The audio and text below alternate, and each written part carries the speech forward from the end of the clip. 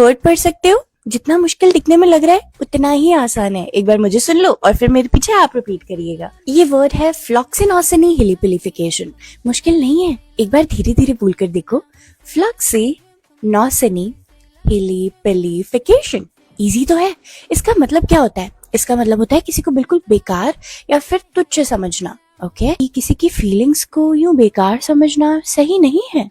इसे इंग्लिश में कैसे कहेंगे? Floccinaucinihilipilification of someone's feeling is not right. अगर ये वर्ड बोल पाए तो कमेंट्स में यस लिख दो। देखो तो कितने लोग बोल पाए। आप इंग्लिश में इसे पढ़ोगे कैसे? मैं बताऊं? जब इसके आगे और कोई वर्ड ना हो तब हम इसे बोलेंगे 1.5।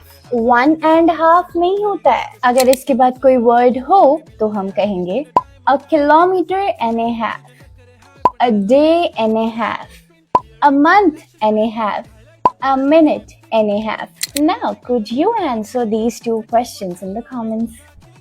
Unripe, ripe, overripe, rotten. कच्चा पका सड़ा हुआ बोलना बंद करे। Excuse me तो पता होगा। Excuse you का मतलब जानते हो? Excuse me तब बोलते हो जब आपको पोलाइटली किसी का अटेंशन चाहिए, जैसे वेटर को बुलाते हो ना, Excuse me, इस तरह से। अगर कोई जोर जोर से चिल्ला रहा है तो आप उनके पास जाके क्या कहते हैं? Excuse me, please don't shout. But excuse you आप तब बोलते हो जब सामने वाले ने कोई बदतमीजी या फिर कोई गलत बात कर दी हो। आपको किसी के रूड बिहेवियर पे रिएक्ट करना है तो आप excuse you ये बोलते हैं। तो अगर आप पे कोई बिना वजह चिल्लाए जा रहा है तो आप क्या कहते हैं? Excuse me, आप मेरे ऊपर ऐसे चिल्ला नहीं सकते हैं। Excuse me यहाँ बोलना गलत होता है। आपको बोलना पड़ेगा Excuse you, you can't shout on me like that. Excuse you. अगर आप बहुत देर से एक लंबी लाइन में खड़े हैं और कोई बीच में आके घुसता है तो गुस्सा आता है ना, तो आपको Excuse me, there's a queue ऐसा नहीं कहना है। Excuse you, there's a queue इस तरह से। I hope आप समझ गए कि Excuse me को Excuse you की जगह पे नहीं बोल सकते और Excuse you को Excuse me की जगह नहीं बोल सकते। I am sure ये बहुत से लोगों को पता ही नहीं होगा। मेरे पैर की नस चढ़ गई है तो इंग्लिश में क्या बोलोगे? सोचो सोचो। कोई बात नहीं, मैं बता देती हूँ, लेकिन पहले फॉलो कर लो। इसे हम इंग्लिश में बोलेंगे I got a Charlie horse in my leg.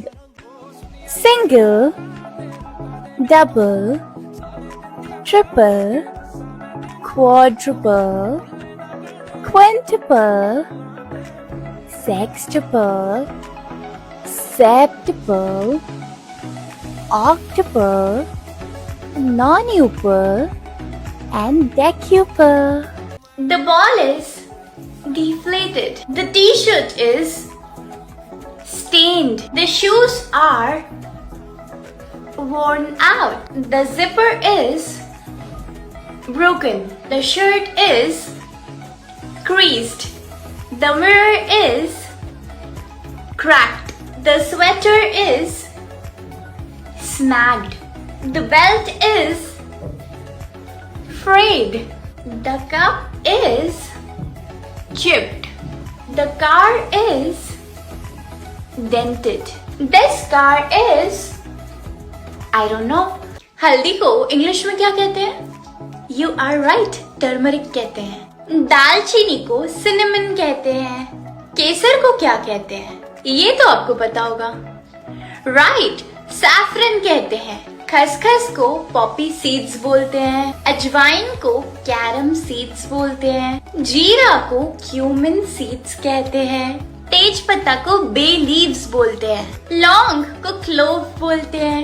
लाल मिर्च को पेपरिका बोलते हैं। इलायची को कार्डेमम बोलते हैं। आपको तो ये इंग्लिश याद करनी ही है, लेकिन जल्दी जल्दी जाओ अपनी मम्मा को ये वीडियो शेयर करो और उनको भी इंग्लिश सिखा दो।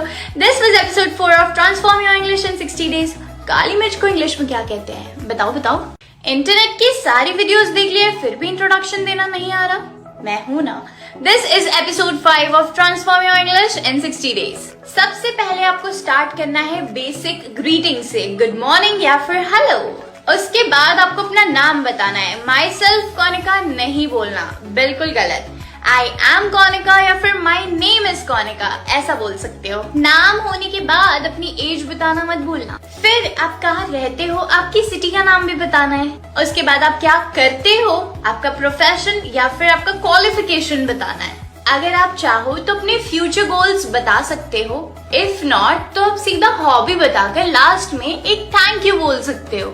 ठीक है, इजी है। एग्जाम्पल भी देख लो और मेरी इन्फॉर्मेशन की जगह पर अपनी इन्फॉर्मेशन लगा दो. Hello everyone, my name is Konika Valecha. I am 22 years old. I am born and brought up in Akola, Maharashtra. I'm a student who is pursuing masters in psychology. My goal is to educate as many people as possible who struggle to speak English language. Additionally, I am fond of traveling, reading and exploring new food. Thank you. Save this reel और mirror के सामने 3-4 दिन के लिए practice करना, फिर आप अपना इंट्रोडक्शन कॉन्फिडेंटली दे पाओगे. इंग्लिश की शुरुआत ही इंट्रोडक्शन से होती है. मैं चाहती हूँ आप छोटा सा इंट्रोडक्शन लिख के कमेंट बॉक्स में लिख दें. मैं चेक कर रही हूँ and I will correct all of your mistakes. Thank you.